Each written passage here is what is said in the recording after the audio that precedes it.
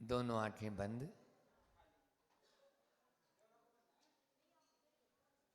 आदिम तीर्थंकर प्रभो आदिनाथ मुनिनाथ, आदि व्याधि अगमग मिटे तुम पद में मम मात। चरण शरण है आपके तारण तरण जियाज, भव दधि तट तट ले चलो करुणा कर जिन राज। बोलिए बावन गजा के बड़े बाबा आदिम तीर्थंकर आदिनाथ भगवान की, परम उपकारी संत शिरोमणि आचार्य गुरु और विद्यासागर जी महामुनि राज की, पूज्य मुनि श्री 108 दुर्लभ सागर जी महाराज की, शांतिनाथ महामंडल विधान की।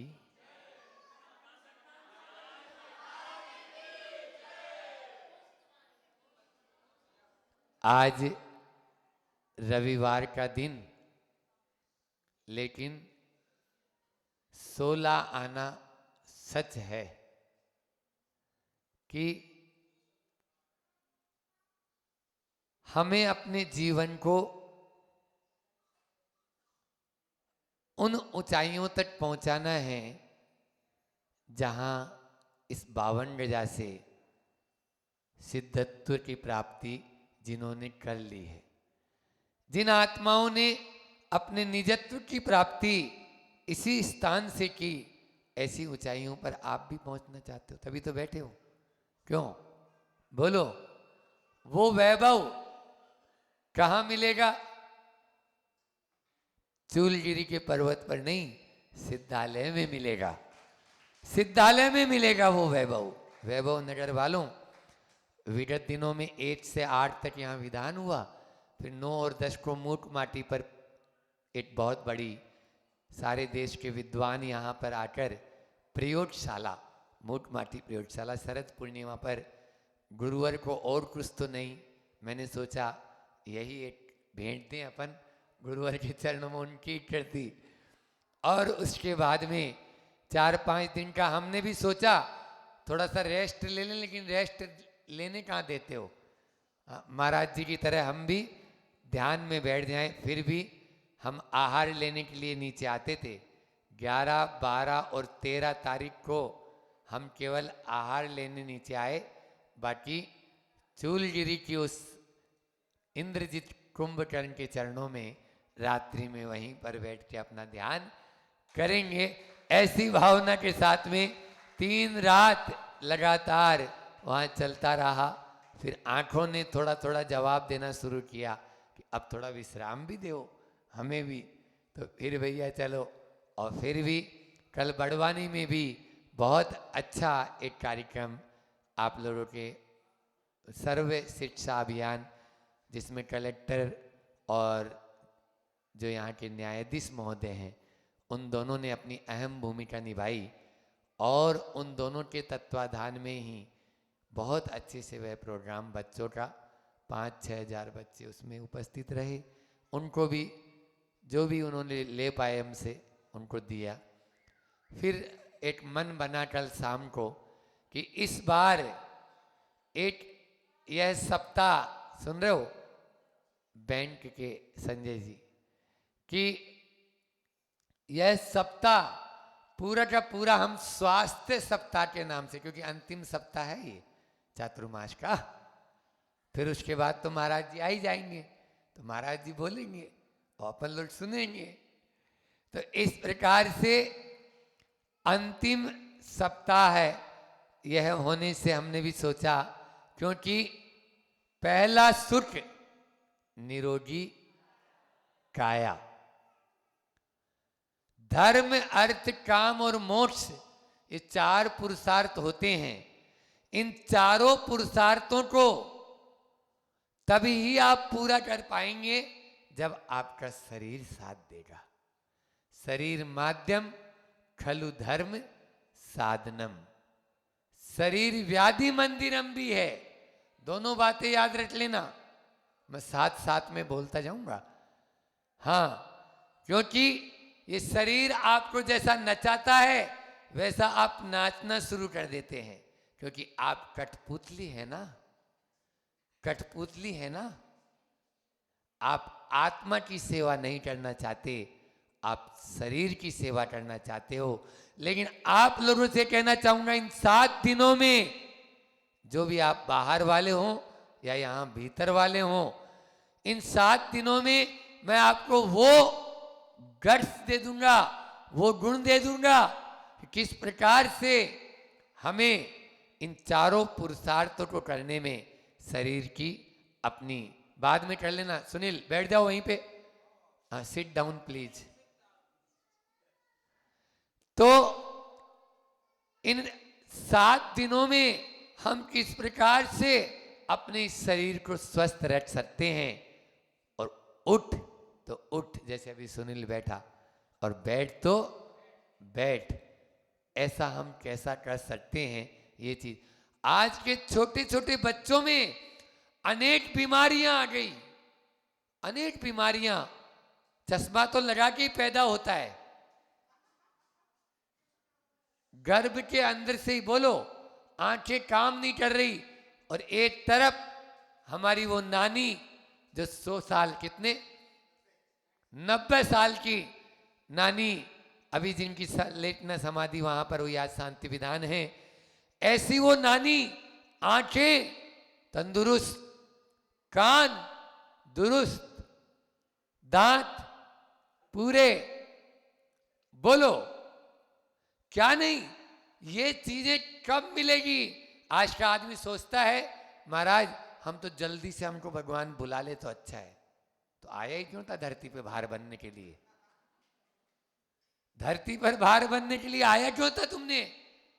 जन्म क्यों धारण किया? ये मनुष्य पर्याय दुर्लभ है, और इस दुर्लभ पर्याय को आप क्या मरने के लिए पैदा हुए थे क्या? बोलो। और मरो भी तो ऐसे मरो जैसे अभी नानी ने सल्लेटना की। बस पेड़ से पत्ता कब अलग होता है? थोड़ी सी हवा का झोंका आया और पत्ता अलग हो गया। आज से उन्हीं सूत्रों के बारे में तो मैं बोल रहा था। पहला सूत्र बोलो ना, निरोगी काया, और दूसरा सूत्र घर में हो, ये दूसरा है। और तीसरा सूत्र सुलक्षणा नारी, घर में हो सुलक्षणा नारी। और चौथा सूत्र संतान हो आज्ञाकारी। पांचवा सूत्र बोलो, पांचवा सूत्र स्वदेश में हो वासा, अपने ही देश में, अपने ही आत्म प्रदेशों में वासा हो, हम बाहर भट जाते हैं। पांचवा सूत्र अपने घर में हो वासा, और छठा सूत्र राज में हो पासा।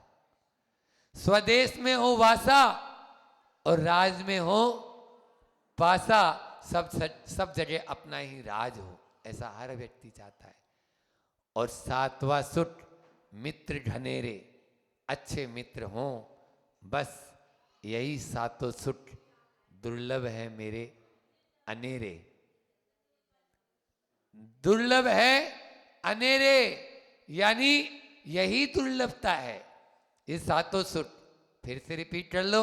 पहला सूत्र, दूसरा सूत्र, तीसरा सूत्र, चौथा सूत्र, पांचवा सूत्र स्वदेश में हो वासा, छठवा सूत्र राज में हो पासा। हाँ, चाहे बैंक में भी कोई सर्विस कर रहा है तो मुझे उसके अंडर में नहीं करना पड़े। क्यों कह रहे हैं हम? जहां पर भी वो अपना रहता है वहां अपना वर्चस्व स्थापित करना चाहता है, और वह ऊंची ऊंची ऊंचे ऊंचे पद पर पहुंचना चाहता है। यही तो राज में। और मित्र हों अच्छे घने रहें, यही सातों सूत्र अपने अनेरे। दुर्लभ है अनेरे, मतलब इनको मिलना बहुत मुश्किल होता है। जैसे वीणा में 7 तार होते हैं, वीणा में जैसे 7 तार होते हैं, वो सातों तार आपस में एक दूसरे से मिलके चलें तो बहुत अच्छे लगते हैं। अन्यथा अगर पहला सूत्र नहीं है ना, तो ये 6 सुख आपके घर में हैं तो भी कोई मतलब के नहीं है, वो संगीत नहीं, सिर दर्द हो जाती है। बस ये भी ऐसे ही हो जाता है। घर परिवार में हम उन 7 सुखों को कैसे प्राप्त करें, उनमें भी सबसे बड़ा सुख है, अभी मैंने बताया, आप चाहे धर्म करना चाहो, आप चाहे आत्म साधना करना चाहो, आप चाहे अच्छा व्यापार करना चाहो, आप चाहे मतलब अपने घर में सब अच्छे अच्छे काम करना चाहो, कब हो? बोलो मदन लाल जी। यदि निरोगी काया नहीं है तो 3 काल में आपका मन ही, आप प्रवचन भी सुन रहे हो और सिर में दर्द हो रहा है तो सिर में ही ध्यान जाएगा, सिर में ही ध्यान जाएगा, वो प्रवचन में ध्यान आएगा ही नहीं ना। महाराज जी क्या करें, सुबह जल्दी नहीं उठते, बहुत सारी आपको बातें करना है, उन बातों के माध्यम से, आयुर्वेद के माध्यम से हमने कहा शरीर शरीर माध्यम खलु धर्म साधनम और शरीर व्याधि मंदिरम, यह शरीर व्याधियों का मंदिर है। इस शरीर में अनेक बीमारियां हैं। कार्तिक के अनुप्रेक्षा हो, आपको एक बात और बता दूं, आचार्य समंत भद्र स्वामी, आचार्य उमा स्वामी महाराज, आचार्य कुंद कुंद स्वामी, आचार्य अकलन स्वामी, आचार्य कार्तिकेय स्वामी, इन सब ने, पंडित आसादर जी सागार धर्मामृत, इन सब ने अपने अपने ग्रंथों में आपको स्वस्थ रहने के मंत्र दिए हैं, लेकिन बस उनको हम सीख लें तो। प्रवचन सार में तो आचार्य कुंद कुंद कह रहे हैं, वो व्यक्ति जो देश काल और द्रव्य, द्रव्य क्षेत्र और काल, इन तीनों को यदि नहीं जान पाता है वो कभी संयम के मार्ग में आगे नहीं बढ़ पाता है, कभी भी नहीं बढ़ेगा। और यदि संयम का उपकरण ले भी लिया है तो उसके हाथ से ये उपकरण छूट जाएगा। इतनी बड़ी बात बोल दी क्यों? अब मान लीजिए वो इधर मध्य प्रदेश में आ जाए जहां गेहूं होता है और चावल खाने का नियम ले ले, बोलो क्या अपने संयम को धारण कर पाएगा, रख पाएगा? और आज कर्नाटक में चला जाए और वहां पर वो गेहूं ढूंढे महाराष्ट्र में, अब वहां ज्वार की रोटी बनती है और ज्वार नहीं खाए, ज्वार का नियम है मैं नहीं खाऊंगा। जलवायु के अनुसार किस मौसम में क्या करना चाहिए, ये सब चीजें अपन को याद रखना है। एक बार ऐसा हुआ, जो वाघ भट्ट हैं, जिन्होंने, वाघ भट्ट जी हुए हैं आयुर्वेद के बहुत बड़े आयुर्वेद आचार्य, जंगल में तपस्या कर रहे थे। अश्वनी कुमार जो आयुर्वेद के देवता कहलाते हैं, वो देवलोक से उनकी परीक्षा लेने आए और परीक्षा लेने के लिए आए, एक तोते का रूप बनाया। काय का रूप बनाया? तोते का। और वो तोते का रूप बनाकर को रुट को रुट को रुट ऐसे 3 बार बोले। अर्थ होता है, तोते का उसने रूप बनाया और तोते का वेश बनाकर को रुट को रुट। कौन ने बनाया वेश? बोलो, अजनाथ वाली बताएगी ये। हाँ प्रीतेश, जो स्वर्ग का देवता था उसने बनाया, ठीक है। उसका अर्थ होता है अरुट, यानी निरोगी, मतलब रोगी नहीं, रुट यानी रोग। तो रोगी कौन नहीं है, कौन स्वस्थ है, कौन स्वस्थ है, कौन स्वस्थ है, ये प्रश्न पूछा। वाघ भट्ट जी तोते की आवाज जानते थे और उन्होंने तुरंत, जैसे हमारे ध्यान सागर जी महाराज है ना, पक्षियों की आवाज में बात कर लेते, वो उनकी आवाज में उनको जवाब दे देते हैं। तो कुत्ते की आवाज, तोते की आवाज है न, बकरी की आवाज़, गाय की आवाज़, सबकी आवाज़ पहचानते हैं। इंसान है, इंसान, लेकिन पहचानते हैं। समझ आ रहा है? तो ऐसे ही उन्होंने तुरंत जवाब दिया, हितबुट मितबुट साटबुट चएव। हितबुट 3 बार उसने बोला था, कोरुट कोरुट कोरुट। इन्होंने बोला हितबुट मितबुट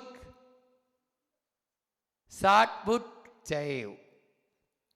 कहीं कहीं रितबुट भी आता है। अब वो बात की बात है, पाठांतर है, लेकिन ये वेदों में दिया गया है।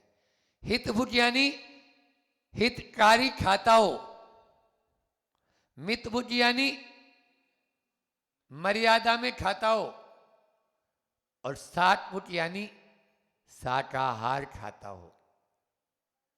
3 उत्तर दिए तोते को। तुरंत देवता प्रकट हुए और प्रणाम किया।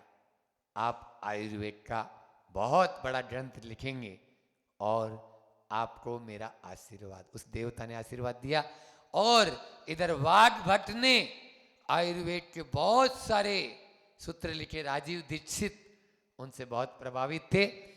तो हितबुट, हितकारी हो हमारे लिए, ऐसा भोजन करें जो हितकारी हो। 3 प्रकार का भोजन होता है। पहला होता है सात्विक, दूसरा होता है राजसिक, तीसरा होता है तामसिक। ठीक है ना? सात्विक भोजन करें वह हितकारी है, जो सतो गुण से, जिसमें ज़्यादा चटट बटट नहीं होती, और जिसमें बहुत मिर्च मसाले नहीं होते, और जिसमें शाकाहार होता है, वो सात्विक भोजन कहलाता है। राजाओं का भोजन बढ़िया मारवाड़ी तरी जब तक नजर नहीं आए तब तक तो महाराज मजा ही नहीं आए उसमें। बिल्कुल लाल लाल अच्छा। ये होता है राजसिक। और तामसिक तो आप जानते ही हो, जिसको खाने से तमोगुण, जीवन में अंधकार आ जाए। तम यानी अंधकार होता है। जिसको खाने से जीवन में अंधकार आ जाए, और जिसको खाने से हम बात बात में गुस्सेल बन जाएं, बात बात में मान मर्यादा में अपना सब कुछ न्योछावर कर दें, मान में अपना, ऐसा ये होता है तामसिक भोजन। तो राजसिक और तामसिक से बचें और सात्विक भोजन करें। ठीक है ना? फिर उसके बाद में ये आता है ना, जिसको खाने के बाद में ऐसे करते हैं, ये मिर्ची, ये सब राजसिक है ये। हाँ, और फिर वैसे भी एक और आता है आपके यहां, जैसा खावे अन्न और जैसा पीवे पानी। आप लोगों को प्रवचन की जरूरत नहीं विनोद जी। हाँ, अध्यक्ष जी आ गए। क्यों? आप सब जानते हो। बोले महाराज जानते तो सब है, लेकिन ये 2 इंच की जीभ है ना, ये 2.5 इंची 2 इंच की जीभ, ये इतनी चटोटड़ी है कि हमको वहीं ले जाके फिर उसी कुएं में गिरा देती है। करे क्या? उसके बस होते हैं। यहां तक कि थाली में यदि मन पसंद नहीं आता तो थाली को उड़न तस्त्री बना देते हैं। पत्नी के ऊपर गुस्सा हो जाते हैं, बहन के ऊपर बरस पड़ते हैं, माँ को बोल पड़ते हैं, नहीं खाना मुझको ऐसा भोजन। रोज रोज लौकी की सब्जी धर देती है। बोलो, रात दिन 90% बीमारियां आपके भोजन से संबंधित है, और 90% संश्लेष परिणाम भोजन से संबंधित है। बोलो, लड़ाइयां इसी को लेके होती है। आप देखिए, और मैं तो कहता हूं भोजन के माध्यम से ही आप स्वस्थ हो सकते हैं। आचार्य श्री जी की 3 पुस्तकें अभी नेमावर में विमोचन किया था। आहार ही औषधि है। हालांकि राइटर दूसरे हैं, लेकिन आचार्य श्री जी की पसंदीदा पुस्तकें हम मुनि महाराज को बोलते हैं ये तीनों पुस्तक साथ में रखना, बहुत काम आएगी। महाराज जी कौन सी और कहाँ मिलेगी? आपके मन में गुदगुदी उठ रही होगी। हाँ, ये तो बिल्कुल रखनी चाहिए। आहारी औषधि है, एक मिली आचार्य श्री जी को जबलपुर में, बहुत पुरानी पुस्तक, अनुभव हजारा 1008, जिसके अंदर बीमारियों के आपके घर की मसालदानी में और घर की रसोई घर में उपचार दिए हैं, बाहर जाने की जरूरत नहीं। 1008 अनुभव हजारा, मैंने प्रिंट करा दी उसको भी, वो अनुपलब्ध थी, हमने अच्छी बिल्कुल। और एक तीसरी है उपवास चिकित्सा, 1000 साल पुरानी पुस्तक, उपवास चिकित्सा अनुभव हजारा। आज भूमिका बना रहा हूं आज, लेकिन फिर भी आपको प्रतिदिन सूत्र भी मिलते चले जाएंगे और आहारी औषधि है। ये 3 पुस्तकें अपने साथ में हमेशा रखो। पहले बाहर जाते थे तो डब्बा साथ में लेके जाते थे। डब्बा, काय का डब्बा बोलो? हाँ, वकील बोल रहा है। लुचई बुंदेलखंड में नाश्ते का, रास्ते में साथ दे दे, ऐसा वो नाश्ते का डब्बा अभी भी लेके जाते हैं। डब्बा तो साथ में, काय का बोलो? अब दवाई का डब्बा, जबलपुर में आया था एक आदमी, 40 दवाई रोज खाने वाला। यहां बैठे हुए ऐसे कितने व्यक्ति हैं जो दवाई नहीं खाते हूं? बोलो, 2 4 5, 2 4 5 जो औषधि नहीं लेते हैं इतनी बड़ी सभा में। बाकी कोई डायबिटीज की, कोई हार्ट अटैक की, कोई ब्लड प्रेशर की, कोई बाल सफेद करने, काले करने की, कोई जवान होने की, कोई ताकत की, कोई रात में नींद आने की। रात में नींद नहीं आ रही। एक आदमी, एक अभी आया था 3-4 दिन पहले ही, लड़का, आदमी का मतलब, वो मुश्किल से 16 साल का, रात में सोने की टेबलेट खा रहा है। क्या डिप्रेशन, क्या उसको टेंशन, बोलो क्या हो गया ये सब? कहां गया हमारा भारत? दवाइयों के माध्यम से आज चल रहा है। मैं तो हमेशा कहता हूं वैभव नगर वालों, पहले गली गली में पान की दुकान थी, आज दवाई की दुकान। पान की दुकान तो ढूंढने से नहीं मिलती, और वो पान कई बीमारियों का इलाज था। मैं ये नहीं बोल रहा हूं पान खाओ, हाँ हमारे यहां, लेकिन इसका मतलब तो प्रतिदिन 17 नियम ले।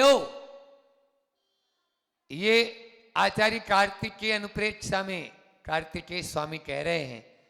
और वो 17 नियम में एक ये भी नियम है कि आज पान नहीं खाऊंगा, मतलब रोज खाता था। बोलो, रोज खाता था, इसीलिए तो आज नहाऊंगा नहीं, मतलब रोज नहाता था। नहाता है, इसमें क्या बात है? आज वाहन में नहीं बैठूंगा, आज मैं गद्दे पर नहीं सोऊंगा, आज मैं बिना नमक का भोजन करूंगा। ये क्या थे? ऐसे 17 प्रकार के नियम प्रतिदिन श्रावक को लेने चाहिए। महाराज जी आप ये खाने पीने के बारे में क्यों छुड़ाते रहते हो? तो भैया तुम भी तो मेरे से यही प्रश्न पूछ रहा है, महाराज जी मैं ये बीमार हो रहा हूँ, मेरे घुटनों में दर्द हो रहा है, मेरे सिर में दर्द हो रहा है, मैं क्या करूँ? हाँ, मेरी आंखें कमज़ोर हो रही है। तो तुम्हारी जितनी बीमारियाँ हैं उनका इलाज जहाँ मिलेगा वही तो बताऊँगा। ऐसा तो नहीं है कि तुम प्रश्न कुछ और कर रहा है और उत्तर कुछ और दे दूँ। तुम्हारा जो प्रश्न है उस प्रश्न के आधार पर ही उत्तर दूंगा। बंधुओं, सारी बातों की एक ही बात है कि स्वाद के लिए मत खाओ, स्वाद के लिए मत खाओ, साधना के लिए खाओ, स्वास्थ्य के लिए खाओ। 3 शब्द फिर दे दिए आज, बहुत सारी चीजें दे दी मैंने। तामसिक, राजसिक और सात्विक। यहां पर अब स्वाद के लिए खाने वाला रोगी, स्वास्थ्य के लिए खाने वाला भोगी और साधना के लिए खाने वाला योगी। बोलो, आप रोगी बनना चाहते हो, भोगी बनना चाहते हो या योगी बनना चाहते हो, आप पर निर्भर है। बंधुओं, कम खाओ और कम खाओ। कम खाने वाले से कभी बीमार नहीं पड़ेगा। आप हमें ही देख लो, 5 दिन से ऊनोदर चल रहा है मेरा। एक ऊनोदर तप होता है, आज 5वां दिन है, 6वां दिन है आज। बोलो, और आपसे ज्यादा कैपेसिटी है। आप कितने घंटे घंटे से यदि ज्यादा सो रहे हो तो आप बीमार हैं। स्वस्थ की परिभाषा क्या? स्वास्थ्य सप्ताह चल रहा है। स्वस्थ की परिभाषा क्या? स्वस्थ वो है, सुखेन स्वपति सुखेन जागृति इति स्वस्थ है। कई प्रकार से परिभाषाएं मिलेगी। जो सुख से सोए और सुख से जाग जाए उसको कहेंगे सुखी। एक जगह तो ये तक पढ़ा मैंने कि यदि सोच जाता है, जनरल जाता है और तुरंत जाए और तुरंत आ जाए, उसको कहते हैं सुखी। अब गया संडास में, सोच घर में, शौचालय में, बाथरूम में, और निकल ही नहीं रहा है, दूसरा नंबर लगा के बैठा हुआ है। बोलो, क्या वो सुखी है? क्या सुखी कहेंगे? सबसे बड़ी, हंसो नहीं, सबसे बड़ी लेबोरेटरी है आपका शौचालय। ये बाहर की लेबोरेटरी में आप ब्लड टेस्ट कराने जाते हैं, आप मूत्र टेस्ट कराने जाते हैं, आप अन्य टेस्ट कराने जाते हैं, या एक्सरे ईसीजी कराने जाते हैं। मैं इनको नहीं मानूंगा, मैं इनको नहीं मानूंगा। हमारे गुरुजी कहते हैं, आचार्य श्री जी कहते हैं, अपनी सोच को रोज देखो वो कैसी है, और बस जान जाओ कि कल मैंने क्या खाया था और किस कारण से इस प्रकार का नतीजा हुआ। आपके स्वास्थ्य आपके हाथ में रहेगा, आपकी मुट्ठी में रहेगा। कर लो दुनिया मुट्ठी में नहीं, मैं कहता हूं कर लो स्वास्थ्य मुट्ठी में। इन 7 दिन में कर लो स्वास्थ्य मुट्ठी में। यदि स्वस्थ रहना चाहते हो तो आपको सबसे पहली जो लेबोरेटरी है उस पर ध्यान देना पड़ेगा। ये निश्चित रूप से खाऊं या नहीं खाऊं, आपके मन में एक ये छोटा सा फोल्डर है, इसमें हमने आचार्य श्री जी ने जो स्वास्थ्य के बारे में जो मुझे हम सब मुनियों को जो शिक्षा देते थे उनको हमने इसमें लिपिबद्ध किया है। ये सब नेट पे डला हुआ है। 108 गुरुवाणी आपके मोबाइल में, ये तीनों किताबें, ये फोल्डर, और इसके साथ में आचार्य श्री जी को जो पसंद हुआ मैंने उसमें डलवा दिया। मोबाइल नहीं रखते हैं, लेकिन जो बैठे रहते हैं उन लोगों को कहते हैं, दिनेश जी गंगवाल मुंबई में है, उनको तुरंत सूचना मिलती है और तुरंत डाल देते हैं। कल जैसे हम विद्यालय में गए, एक वहाँ पर एक फोल्डर दिया हमने कि शिक्षा कैसे संस्कारित हो सकती है, बस उस फोल्डर में दिया हुआ है। वो फोल्डर तुरंत पढ़ो और वो उसमें डल चुका रात में ही, शाम को ही। तो मैं कह रहा था खाऊं या नहीं खाऊं, सुन रहे हो श्रीपाल जी, नाम तो श्रीपाल है। जीवन में कभी मत खाना, स्वस्थ रहोगे। और जाऊं या नहीं जाऊं, तुरंत जाना, जीवन में स्वस्थ रहोगे। इसमें लिखा हुआ है इस फोल्डर में ये चीज। खाऊं या नहीं खाऊं, मत खाना, नहीं तो जहर बनेगा। और जाऊं या नहीं जाऊं, तुरंत जाना, लघु शंका हो चाहे दीर्घ शंका हो, हाँ तुरंत जाओ। जानवर बीमार क्यों नहीं होता, और हो जाता है तो जल्दी स्वस्थ क्यों हो जाता है? बोलो, आप क्या जानवर से गए बीते हो क्या? जानवर से भी गए बीते हो क्या? सबसे पहले खाना छोड़ देता है, 3 शब्द हैं, हालांकि ये खाना खाना मैं खुद भी बोल रहा हूं, लेकिन ये आप लोगों को समझाने के लिए बोल रहा हूं, ठीक है ना। 3 शब्द हैं, एक एक खाना। आज 3 की बात चल रही है, लास्ट में 4 बात दे दूंगा। खाना, भोजन और आहार। क्या बोला मैंने? भोपाल में एक व्यक्ति आया, बच्चा आया, उसके साथ में श्रीपाल का बच्चा है जितना। हमने बोला क्यों, खाना खा लिया? मुझसे निकल गया। वो आरएसएस का था, मेरे से बोलता है, महाराज जी खाना तो मुसलमान खाते हैं, हम तो जैन हैं, भोजन करते हैं। खाना तो मुसलमान खाते हैं, हम तो जैन हैं, भोजन करते हैं, और आप मुनि महाराज जी हो, आहार करते हो। छोटा सा बच्चा, 10-12 साल 13 साल के बच्चे में ये शिक्षा है। शब्दों का भी बड़ा कमाल होता है, जो चटक बटक होती है, जिसमें ज़्यादा फास्ट फूड और जंक फूड जो लगा दे आपके जीवन को जंक, वो जंक फूड, और जो फास्ट आपको मार दे वो फास्ट फूड। आजकल तो एक और है, ये लोग बैठी हुई हैं बहनें, रेडी टू ईट। पैकेट खोलो और सब्जी बनाओ। आपको बाजार से परवल और ये लाना नहीं है, आपको ये बनी बनाई है हरी सब्जियां सारी, इनके डब्बे आते हैं, पैकेट आते हैं, खोलो और एक उसमें डालो और बस तुरंत तैयार। न आपको छीलना है, न आपको बनाना है, न आपको फ्राई करना है, न आपको कुछ उसमें मिर्च मसाला डालना है, न आपको सीतना है। जब इतना करना ही नहीं तो सीतना भी नहीं है। बोलो किस स्वास्थ्य की बात करूं आज मैं? ये सब बहुत ज्यादा हो रहा है। 4 बातें, फिर आगे इसका जवाब मिलेगा कि भोजन क्यों करना, भोजन कितना करना, भोजन कब करना, और भोजन कैसे करना। द्रव्य, क्षेत्र, काल और भाव। क्यों करना, कितना करना, कब करना और कैसे करना।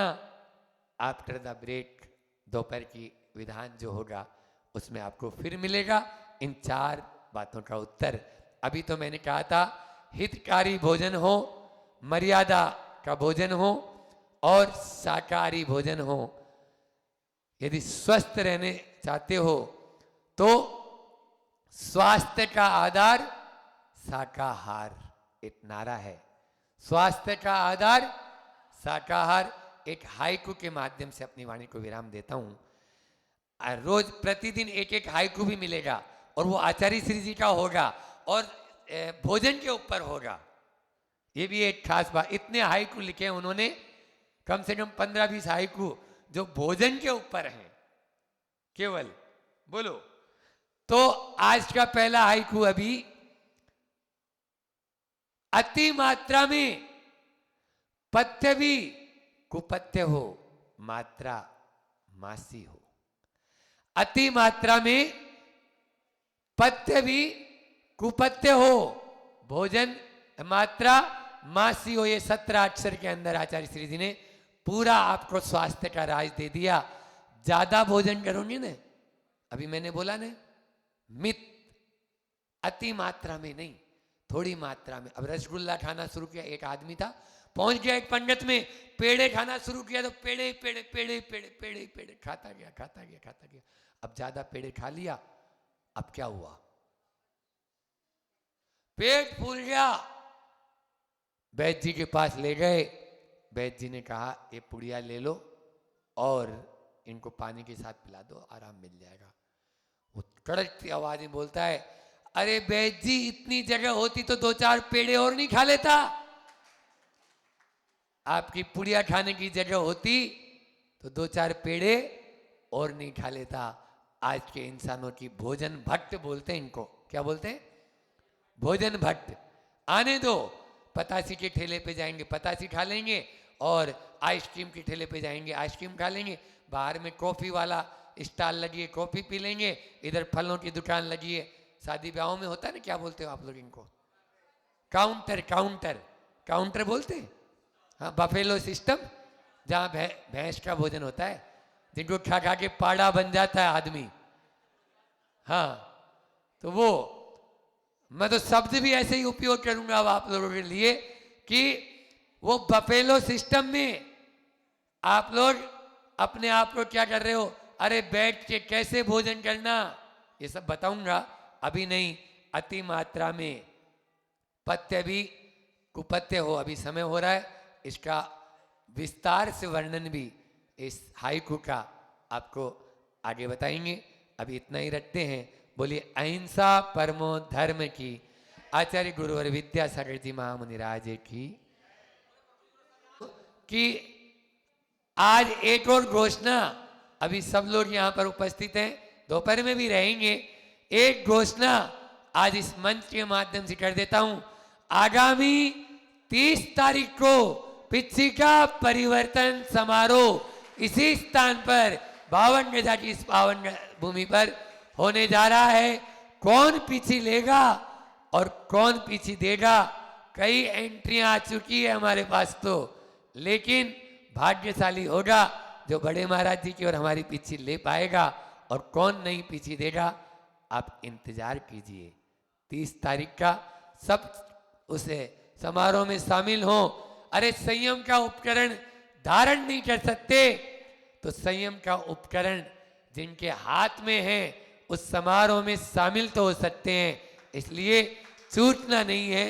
30 अक्टूबर रहेगी, है ना, रविवार का दिन है। कमेटी ने आज ही बताया और हमने तुरंत उनको स्वीकृति भी हो गई, महाराज जी से पूछ के यह स्वीकृति दे दी। हाँ, ठीक है।